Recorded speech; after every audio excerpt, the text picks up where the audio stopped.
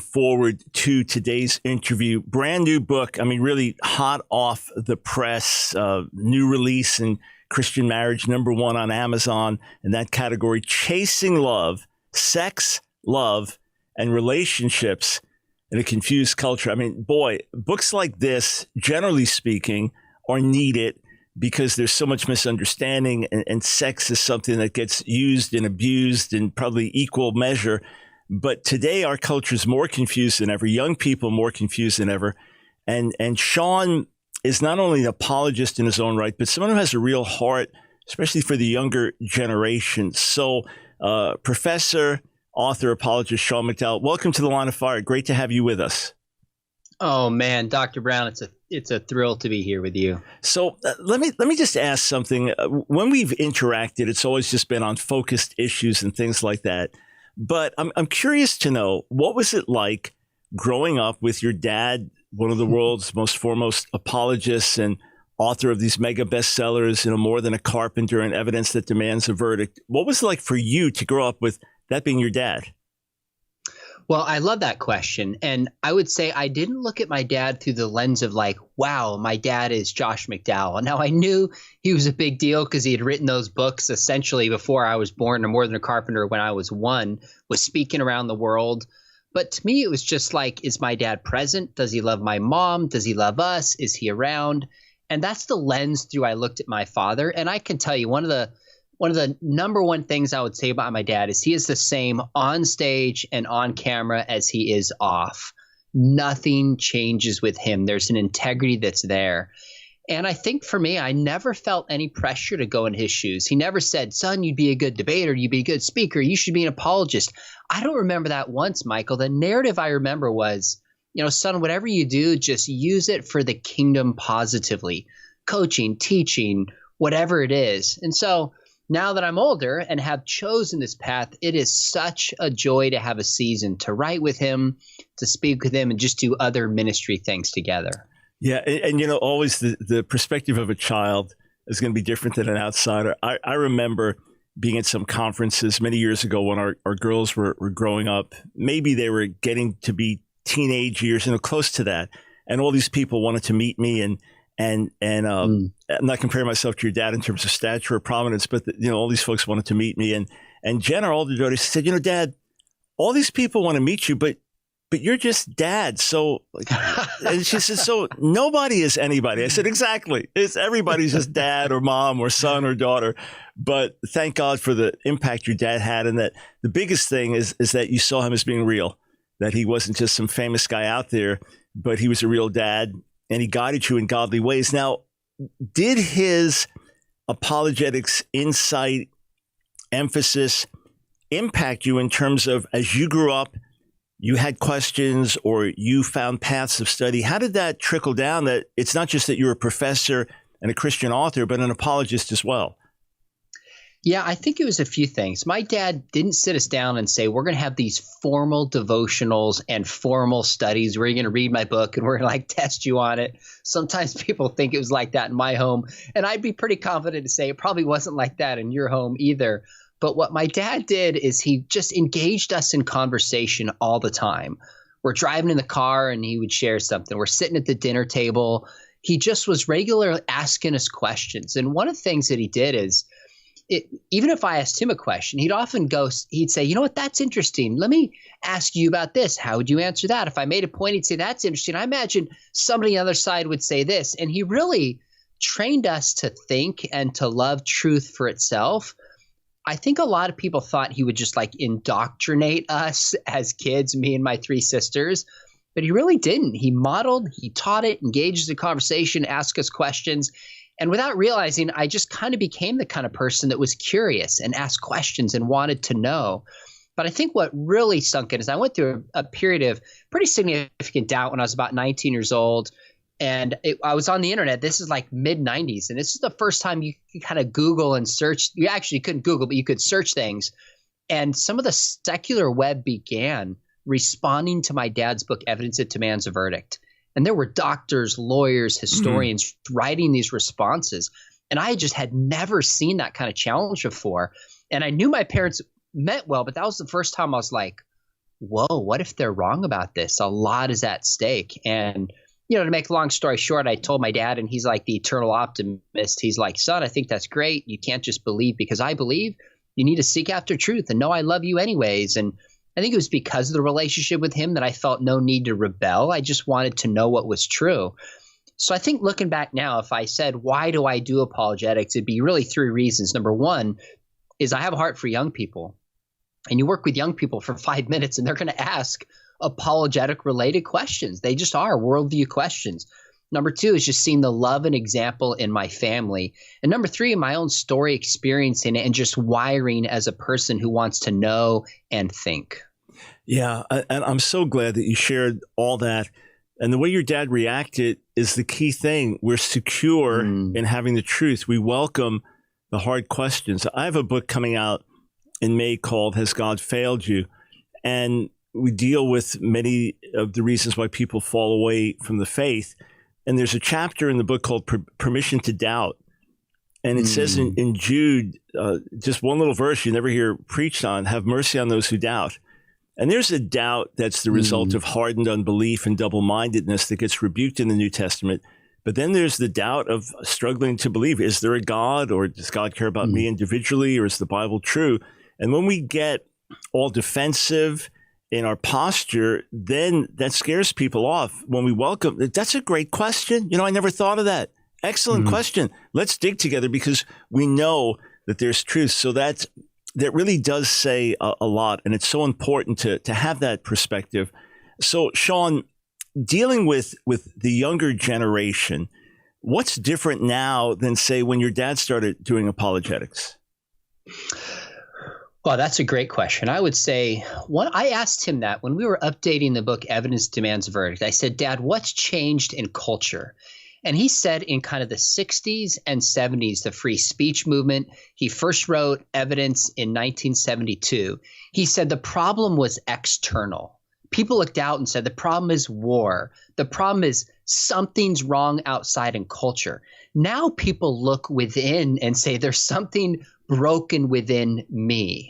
So that's almost like the question is shifted from externally to internally. And I thought that's a really interesting observation. Another thing that I think is different is we're seeing skyrocketing levels of depression and loneliness and anxiety raising. And you really saw a hockey stick increase across demographics in 2012. So that loneliness and that hurt, I think, shapes the way we have to do apologetics. The third thing that's changed is, I think, broadly speaking, at least 50s, 60s, and 70s, our culture didn't always follow it, and there was some hypocrisy. But if you said you're a Christian, that was like welcomed, and you're supposed to believe that. Christian ideas are good. Well, as you know as much as anybody, now if you say you're Christian and you take Christian ethics, in particular sexual ethics, seriously, you are bad and you are harming society and you're a bigot. So the kinds of questions it used to be, he told me when he was originally doing apologetics, he'd hear things like, prove it, give me evidence. Now it's like, you're a bigot. What right do you have to say that? So that focus, amongst other things, I think those are three big shifts in how it's been done. Yeah, massively big. Friends, I'm speaking with Sean McDowell, his brand new book, Chasing Love, Sex, Love, and Relationship in a Confused Culture.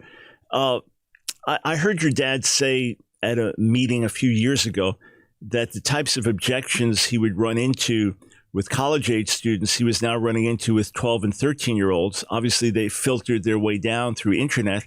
And obviously, a 12 or 13-year-old repeating a meme is different than maybe a 19-year-old learning something in college, the capacity even to think it through or to understand it.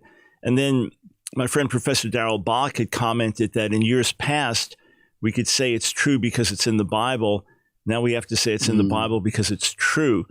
So just fundamentals are really thrown and messed up, and nowhere is it seen more than in areas of sex and sexuality. So Sean, in writing this book, who's your target audience and what were you hoping to do through the book?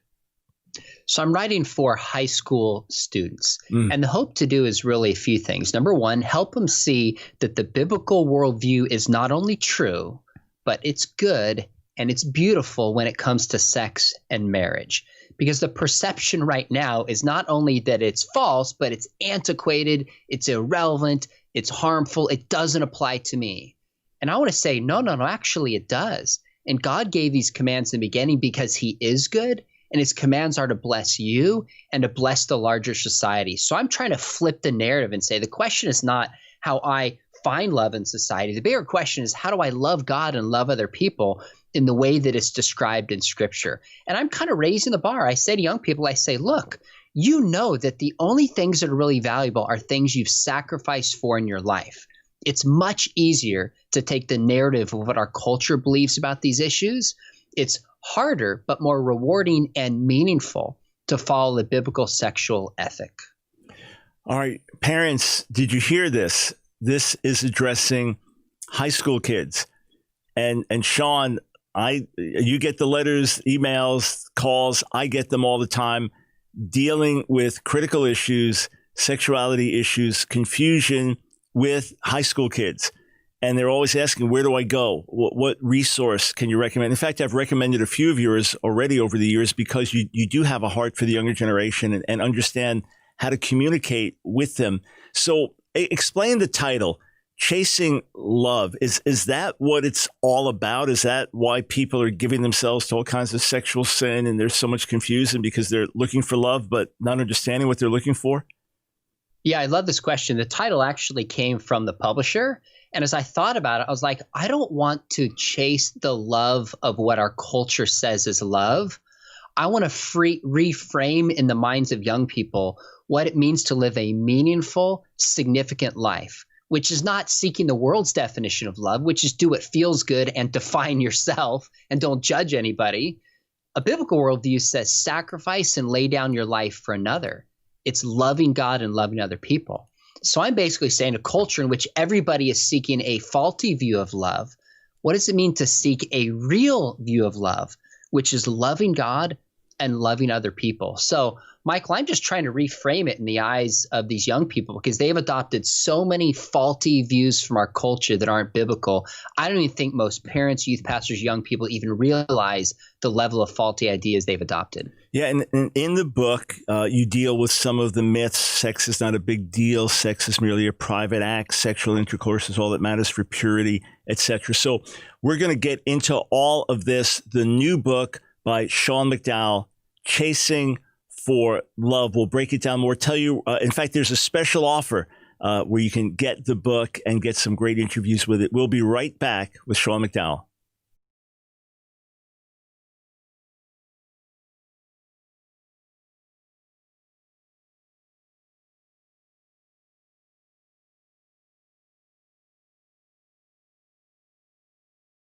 Hey, friends, thanks for joining us today. One of these days where I'm not taking calls, and if right now, as you're watching this broadcast or listening to this broadcast, there is some cataclysmic world news taking place, we're not commenting on it. This is a focused interview with Sean McDowell, his brand new book, hot off the press, Chasing Love, Sex, Love, and Relationships in a Confused Culture. And not only is the book super relevant, as the title tells you, I mean, you know that the moment you hear the title, but it is addressed to high school kids. This is not addressed to parents so that they can then tell their high school kids. So parents read it, of course, absolutely. But this is one you can give directly to your high school age kid. And your high school age kid has probably been exposed to more stuff than you realized, even if you homeschooled your child. Sean, where can they get the book? Any bookseller that they want to go to, they can find it. So the publisher, they can go to Brown Holman. Of course, it's on Amazon. One easy way also is if you go to my website, seanmcdowell.org, and you order this just for a short period of time more, I'm sending people interviews with James Dobson, with my father, Josh McDowell, and Richard Ross, who founded the True Love Waits campaign. And I ask them a lot of the tough questions about purity culture, and they give some wisdom of like a lifetime of teaching about purity back. So if somebody orders it through going through my website, we will send them those interviews. Excellent. All right, friends. So those would be some choice interviews. And what did you learn by speaking with these old timers? These men have been on the front lines of the battle for sexual purity for generation plus.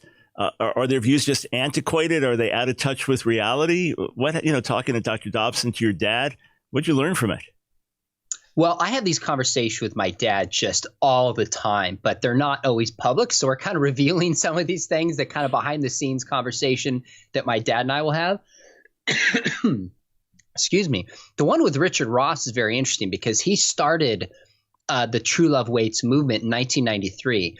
And there's been a huge amount of criticism of purity culture that's come out over the past 5 or 10 years with people like Joshua Harris, who wrote I Kiss Dating Goodbye, kind of renouncing his book. Ultimately, he and his wife got divorced, essentially saying he's no longer a Christian anymore. So there's been huge criticism back. And I asked him some of the tough questions, and he made some nuances that I think were interesting. He said, for example, a lot of people have pointed to certain studies in which purity rings are told don't really help a kid be more sexually pure. Maybe they'll have sex later, maybe one or less partner, but doesn't really produce the results people thought that it would. And I asked him that, and he said, well, you got to keep in mind, there's a difference between a group just saying, we're going to put pressure on kids to take this, and they feel motivated to do so because they don't want to send the message to their peers they don't care about sexual purity, versus a young person, which is the way True Love Waits intended it, who says, I understand what God's design is, and I want to make this commitment, and I'm choosing to wear the ring. Studies don't reflect those nuances. So I thought that was a very helpful perspective by him. He told the story of how True Love Waits starts. He said it didn't start as this big campaign, but actually some students in his youth group came to him and said, we want to be a part of a movement encouraging other young people to choose sexual purity. So there's just a lot of narrative that's left out. Now, I think sexual purity as a whole, the sexual purity culture, deserves some criticism, but it was very helpful to hear from them to kind of clarify what some of the original intent was. All right. So let's say that you're sitting down with a high school kid, and what you're going to do is kind of disciple them through the material in this book. So just start off. You start off with an invitation. You divide the book into 3 basic parts, but you start off with an invitation and opening chapters. Who will you trust? The sexual ethic of Jesus. So have a conversation with a young person about the beginning contents of your book. Well, what I would do with this young person, I would sit down and I would just ask him questions like, what do you want out of life? Who do you want to become? What role does God play in your discipleship and life as a whole? Because sexuality is one piece of a larger life committed to Jesus. In fact, how we act out in our sexual lives, I think, is really reflective of our larger commitments. So I would probably ask a young person a lot of those questions and listen. And then ultimately, I might bring it back to the garden, because one thing that's really interested me, Michael, is why is the first commandment in Genesis? And as an Old Testament scholar, I'd love to know what you think about this. Why is the first commandment to Adam and Eve not to eat of fruit? Why didn't God say, Adam, don't murder Eve or something like that? Like, that's an easy commandment to follow. And by the way, not eating fruit is meant to be eaten. It seems counterintuitive. But to me, what I think it is, I think God gives a commandment that seems counterintuitive to us, because that's the only way an infinite creator God can be in a relationship with a finite creature. We have to trust God even when we don't understand and things don't make sense.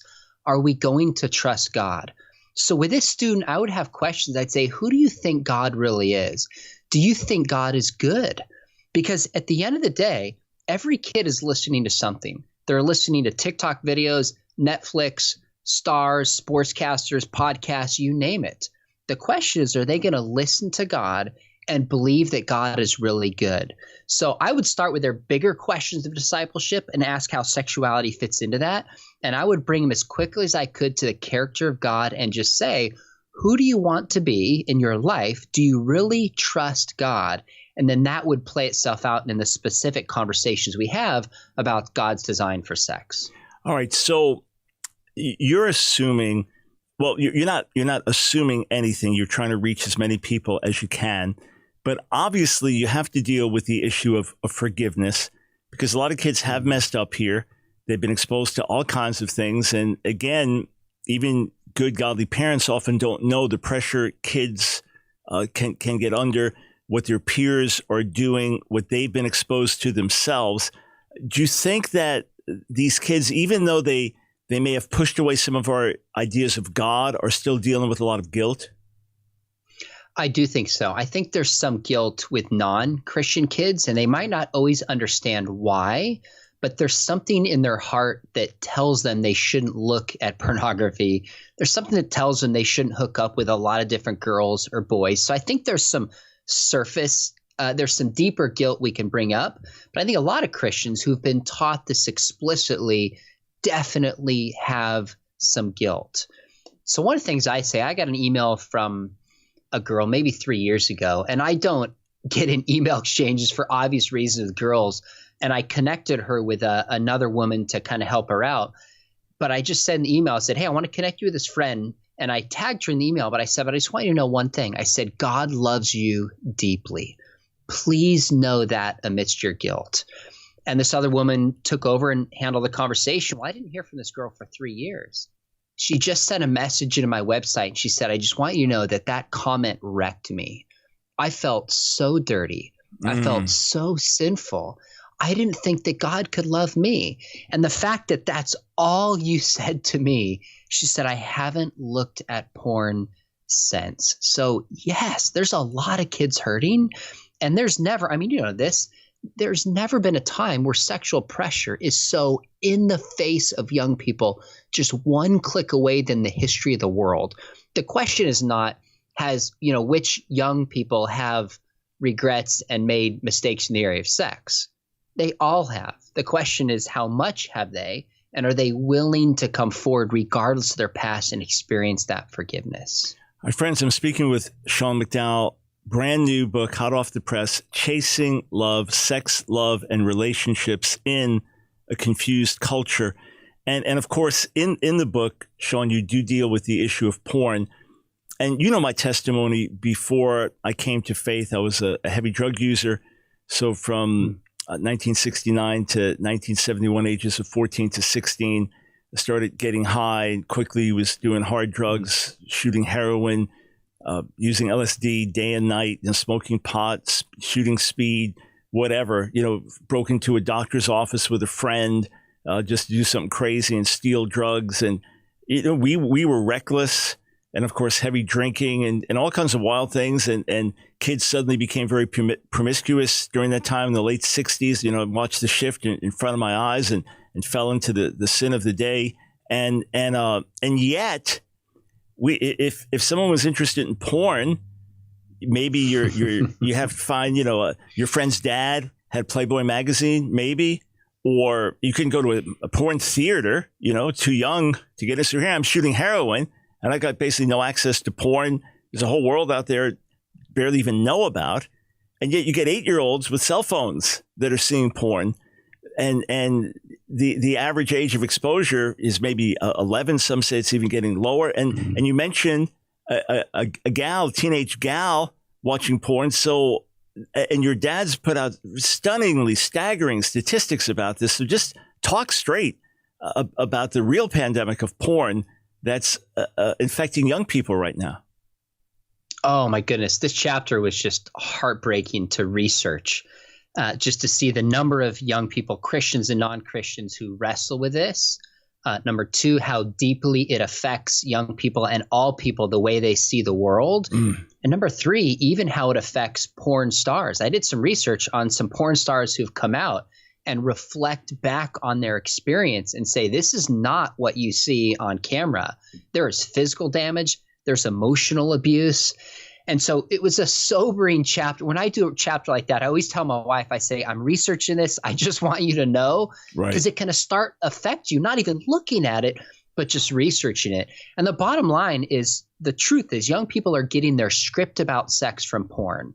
And porn says sex is just a fun act. Nobody gets hurt. It has no consequences. It doesn't mean anything.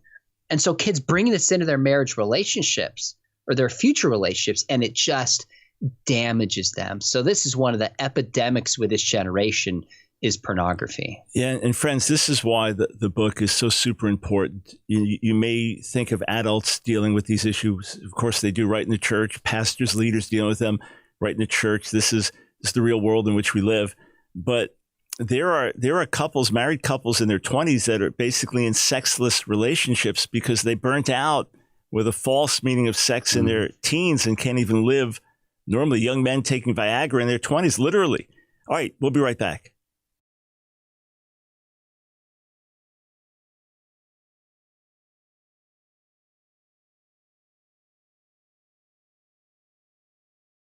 Hey, friends, welcome to the Line of Fire. Michael Brown here. Not taking calls today and not commenting on breaking news, however massive it might be. Actually, this show with Sean McDowell talking about his brand new book, Chasing Love, Sex, Love, and Relationships in a Confused Culture. We have pre-recorded this to air while I am away for a week, just getting away to pray, be with the Lord, do some writing. So literally, I don't know, the moon and sun could fall from the sky, but we won't be talking about it on the air because today, as we're recording this broadcast, the book's about to come out. By the time it airs, the book will be right out. And it's one of these things, we could air this in 10 years. It's going to be just as relevant, maybe even more relevant.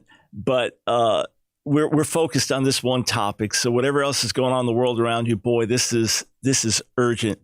And Sean, as you are especially targeting high school kids with this book, which I'm just so thrilled with. As I mentioned earlier, I've recommended a number of your books when people say, hey, what's good for young people and answering the questions and things. I'm frequently recommending your stuff. So to have this one focused on the subject is so important. But before we dig in deeper to what went wrong with purity culture emphases in the past, what was right about them, I want to just throw out a larger question and then use this to refocus us. Why do young kids cut themselves? Oh, I think that's a great question. I think the research shows at the heart of it is just a crying out and a pain that's deep. And I've had some young, even girls who cut themselves say, my pain hurts so much and I can't control it. But when I physically cut myself, number one, it feels like I'm relieving that pain. Ironically, the pain feels good, but I feel like I can control this as well. So I think the cutting is a symptom of a deeper loneliness and brokenness in the lives of young people. And how pervasive is this?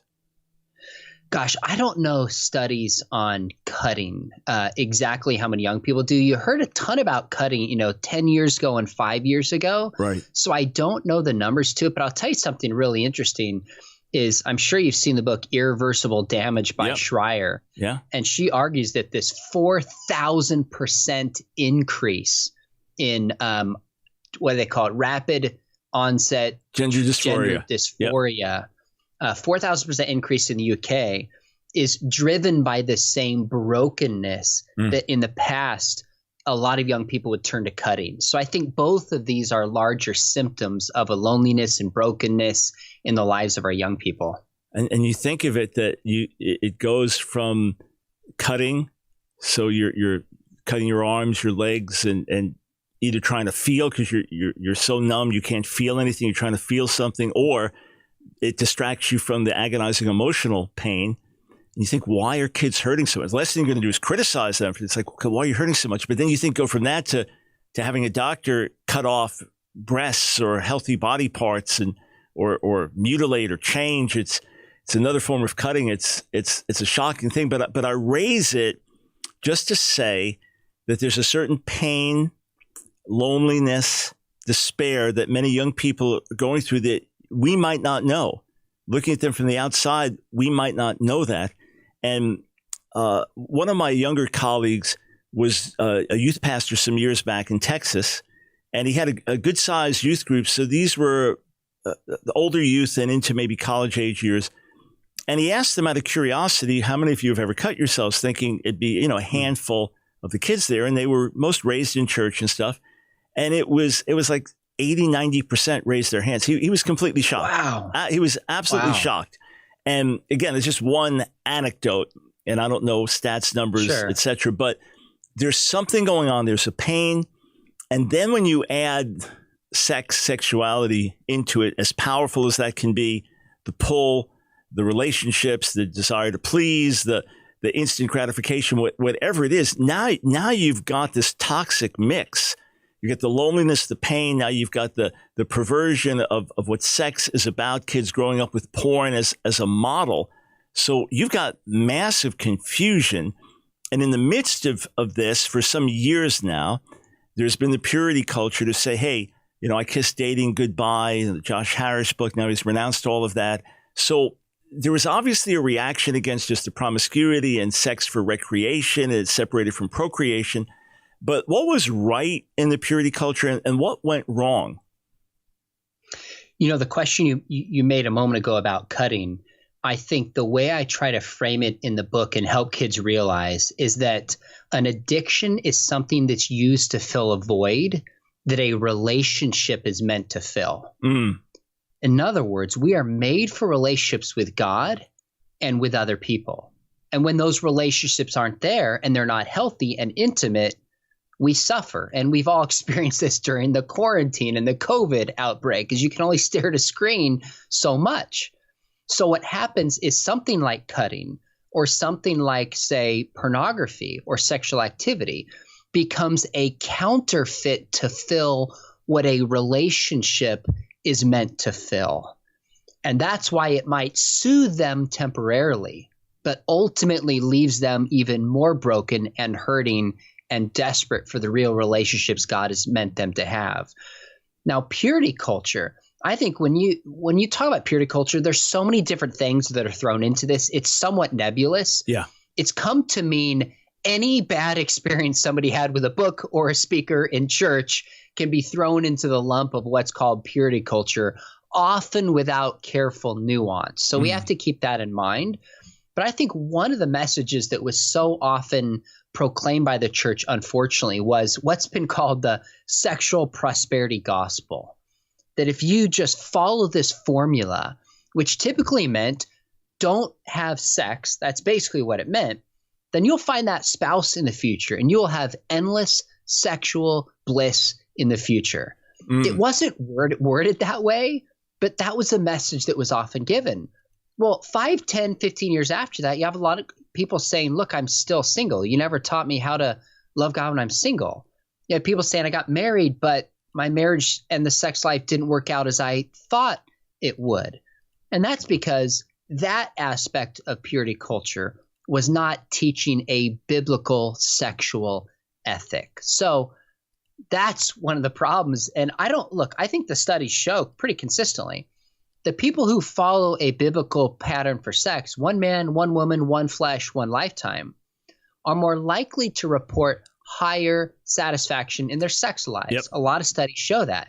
But that's not the motivation for somebody to be sexually pure. That's the fruit and the benefit. Because it makes sense if God designed sex, then those who follow it would be most likely to experience a kind of blessing of living according to our design. The motivation is, and you know this in Leviticus 18, be holy because I am holy.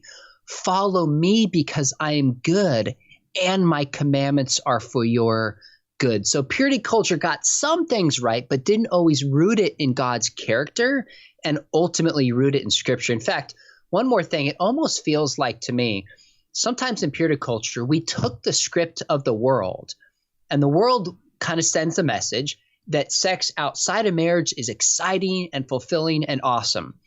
And the church kind of said, oh, no, you think you have good sex, come to church and we'll give you better sex. Right? That's the message we sent to kids. And I just don't that's playing by the rule book of the culture rather than saying, actually, God's commands are good and he's worthy of trust. Yeah, I mean, I love the way you put it, but you're absolutely right. It is playing into the mentality of the culture.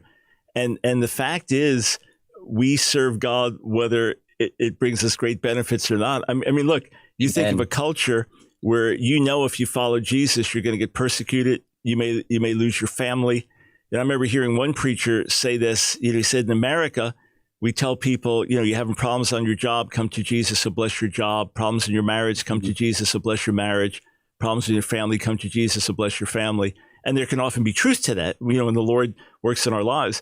He said, but the country I preach, he said, we have to tell them if you have a job, If you follow Jesus, you're going to lose your job. If you're married, Wow. your spouse is going to turn against you. If you have family, they Wow. won't talk to you. I work in India every year, and my friend that baptizes people, former untouchable, stoned for preaching the gospel, men that we've laid hands on and sent out to preach. I mean, at least 5 so far have been martyred. And when he baptizes people, he asks them at the end of their confession, are you willing to follow Jesus to your last breath, to your last drop of blood? Another brother working in the Muslim world, the Middle East, said that when they baptize people, a former Muslim, before they baptize them, they ask them, are you willing to suffer for Jesus? Are you willing to die for Jesus? So here in America, we have to tell them, hey, abstain now. You'll have the best sex later. It's like, obviously, we haven't done the best job of really making disciples.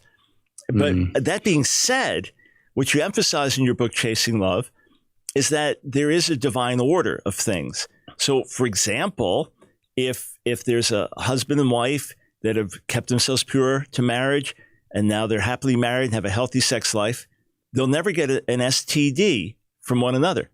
They'll never get a sexually transmitted disease. But if they do the same thing with someone they're not married to, they might. It's just one of these things that within God's order and parameter, there's blessing. So in Chasing Love, you talk to young people about God's design for sexuality and Jesus' ethics. So unpack some of that for us. Yeah, I'd be happy to. One of the questions that I ask audiences, actually Christian and not, especially young people, I say, what would the world be like if people actually followed the sexual teachings of Jesus? One man, one woman, one flesh, one lifetime. And just like you said, there'd be no pornography or victims of sex abuse. There'd be no divorce. There'd be no sexually transmitted diseases. There'd be no crude sexual humor. There'd be no husbands trading in their wives for younger trophy wives. I mean, it's obvious that Jesus' teaching would be for the collective good of all of us as a whole. And by the way, he taught this 2,000 years ago, long before the word homosexuality, at least in the modern sense, was even used, long before the Me Too movement. And that's because there is a design and a purpose for sex. That's really where I go in this book. And I know you do this a lot, Michael, in your writings, is there a designer? Has he created us to live a certain way? And what is that design? So I held up a smartphone with students this week, and I said, it's only when you know the purpose of the smartphone and use it accordingly. It's not a scuba tank. It's not a Frisbee, that it's actually set free. Well, the same is true with us. We've been made by a designer who wants us to flourish in relationships. But that only happens when we orient our lives to his design and live accordingly.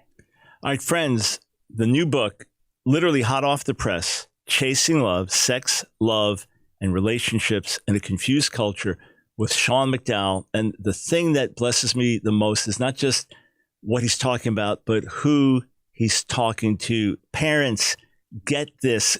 Plenty of time to get this for a holiday gift. The world can't cancel that, right? Get these into the hands of young people, the youth pastors. Buy them by the bunch.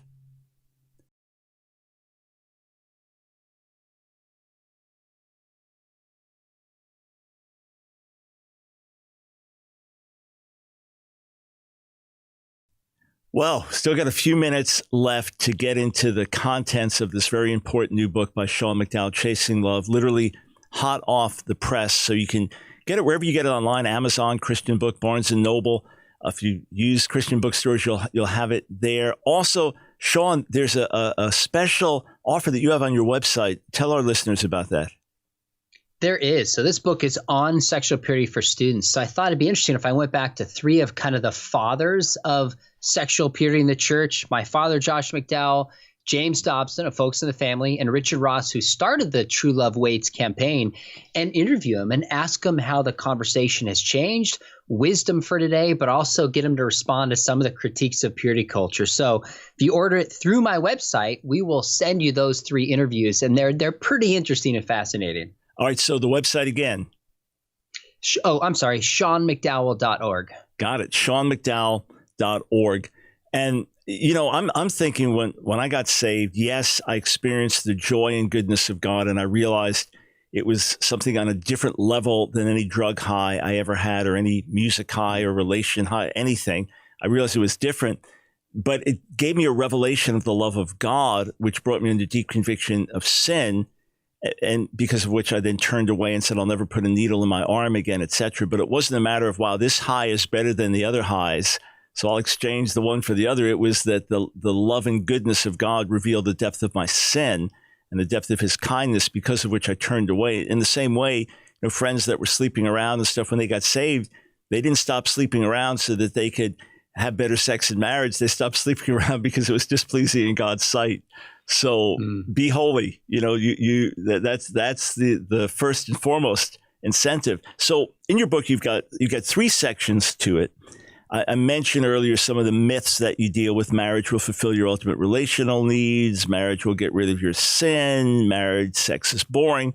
But do you have full chapter in the book just focused on the subject of pornography? I do, yes. All right, well, hang on. I just want to run through this quick. What about cohabitation? Do you have a chapter just on that? Yep. How about divorce? Yep. Homosexuality? Yep. Same-sex marriage? Yes. Transgender issues? You got it. Sexual abuse? Yep. Oh, okay, so friends, there are whole chapters in the book talking to your high school kids, or if you're a high school, I know there are many high schoolers watch and listen. This book deals with it. In other words, it's not that Sean's just going to talk about lovely Christian principles and praise the Lord, and we can be very happy in Jesus. He's dealing with real life issues, including sexual abuse. How prevalent is that today? Oh, my goodness. This chapter was heartbreaking. I've never written or spoken on the topic of sexual abuse. And really how I knew about this is my father, who he was sexually abused for 7 years growing up on the farm where he lived, till he was old enough to slam the man who lived there against a wall and say, if you touch me again, I'll kill you. So in writing, that was long before he was a believer. In writing this chapter, I talked a lot with my dad to just get his take and his perspective on the research. And it is incredibly prevalent. Now, there's different kinds of sex abuse, of course, from somebody who gets a rude, hurtful sexual comment to more aggressive physical kind of sex abuse. But I forget the numbers. It seems like it's almost 1/4 to 1/3 of young women would report some kind of sexual abuse, and it's high with men as well. So the sad part is a lot of people who are abused I just got a question this week from a student that said, if I was sexually abused, do I have to ask for forgiveness? And when I got that question, I instantly got teary-eyed. I thought, oh my goodness, you are taken advantage of, and you somehow think it's your fault. So that's a message we've got to get to young people, that, as I heard you say in an earlier segment, you look out over any youth group, it is far more that have been sexually abused than you could imagine. And many of them have told and shared it with nobody. Yeah. And then when you deal with other issues, homosexuality, transgenderism. I remember a few years ago, I was in Italy, and I brought our oldest granddaughter, who at that time was 16, I believe, and her cousin, who was 17. I brought them along with me for the trip.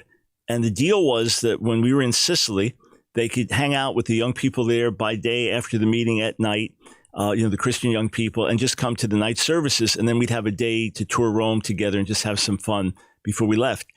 And one day they showed up. It was the late afternoon session, and I was teaching on Can You Be Gay and Christian? And I said, oh, girls, you didn't have to come for this. They said, no, it just worked out better with the people driving us. And I said, I guess it's relevant for you too. Now, bear in mind, both of them raised in the faith. The 16-year-old in Christian school, the 17-year-old at this point was in a public school. So 16-year-old granddaughter, she said, oh, yeah, right at the end of the semester, 2 girls in my class started dating. I said, does the school know about you? She goes, no, it happened right at the end of the semester. So came out as lesbians. And then the other girl, the 17-year-old, she said, yeah, I got a few trans friends now, and they think all Christians hate them. So I'm just loving on them.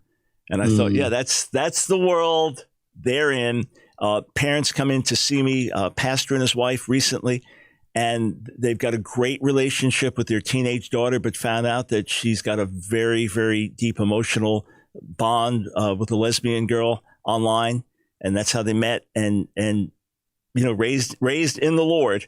A pastor in California, a fine church, told me that all of his children are basically adult or very close to that, so late teens and so on, or early 20s. And he said, all my kids differ with me on homosexuality. Raised in the faith, but obviously more impacted by the culture. So you tackle all of this head on, from porn to sexual abuse to homosexuality to transgenderism. And yet it's a book filled with hope and encouragement, even shouting to the kids, you can do it. So give some encouragement. We've talked about a lot of heavy stuff. Give some encouragement. What's God doing? What are you seeing? What are you telling these folks? Well, I would say a couple of things. I work on a smaller level. I teach a high school class part-time in the morning. I'm at Biola full-time, but I teach at the private school where my kids are at because I have my son in class and I just enjoy working with students. And I've asked some questions recently. I said to my students, is it loving to take a girl to get an abortion? We talked about that. We've talked about pornography. And I'm telling you that young people today, when you give them permission to speak, when you don't shame them, when you listen and you bring it back to biblical principles, they want to know how to navigate culture. I was at a Christian school speaking one time, and I do this role play, or I'll role play a Muslim, I'll role play a Mormon, I'll role play an atheist to get Christians to defend their faith. And I started to role play defending same-sex marriage. And like 2 minutes into it, Michael, this girl stops me. She goes, okay, I want to know how to defend a biblical view of marriage, but I don't even know where to start. I think she summed up where so many young people are today. They're asking questions. They want help, but a lot of parents are not willing to have that conversation. They're not willing to step in uncomfortably and discuss it with kids. My dad and I were speaking at an event in another state all weekend on like a biblical view of sexuality. And this teenager came up to me with his mom and he just said, thanks for giving your talk on pornography, but not only saying it's wrong, explaining why. Nobody explained that to me before. So I'm telling you, kids have questions, and in the right context, they want to know what to do with their bodies. They want to know how far is too far. They want to make sense of the world. And I'm telling you, adults can speak into their lives if we're just willing to do it. And one really interesting thing with young people today is that many of them, Christian and non-Christian, are delaying marriage. They can be 25, they can be 30 years old, and they're not married, and they seem happy to be single. Now, obviously, some are not sexually pure, but others are seeking to be and just delaying marriage for various reasons.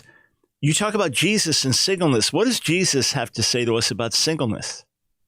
I love that you asked this question because in previous sexual purity campaigns, oftentimes people wouldn't even mention singleness. Yeah. But biblically speaking, Matthew 19, 1 Corinthians 7, being married and single are two equal ways of honoring and serving the Lord. I mean, look, Jesus was deeply relationally fulfilled. He was fully in the image of God, if anybody can, and he was single. So I don't think we've done a good job in the church. We kind of singles get the second prize. You have your little single group over there. If someone's 25 or 30, they're not married, we're going to make jokes like, hey, I'm going to connect you and get you, hooked up with my friend over here, whatever, without realizing if that sends a message there's something wrong with single people. I actually, at the school I work at, there's a single educator there, and I was printing out the book and I forgot it there. She saw the chapter in singleness, read it. And she told me, she goes, I was in tears because people don't talk about the challenges of being single, but also how beautiful it is. And it can be a way of honoring the Lord. And you and I know this, Michael, because we have both spoken on the LGBTQ issue. What happens is sometimes in the church, we hold up marriage so high without holding up the goodness of singleness. And then we tell people who are divorced, you can get remarried, whether we think that's right or wrong. That's what the church often does. But people with same-sex attraction, you can't get married. And then the world says, hey, you can have everything you want. You can get married. And we wonder why people don't find the biblical narrative as compelling and powerful. Yeah. So friends, in Chasing Love, Sean McDowell doesn't just show us what's wrong, but why it's wrong. And better still, points us to what is right and why it's right and how God's ways are really best. So a super timely book, a super important subject. and addressing the audience that I believe needs to get this the most, because they've grown up in a confused culture and foundations have been destroyed. Time to rebuild them. So Sean McDowell, Chasing Love, especially written for high school students. Hey, Sean, thanks for doing all this. May the Lord mightily bless the distribution of this book. Appreciate you, my friend. All right.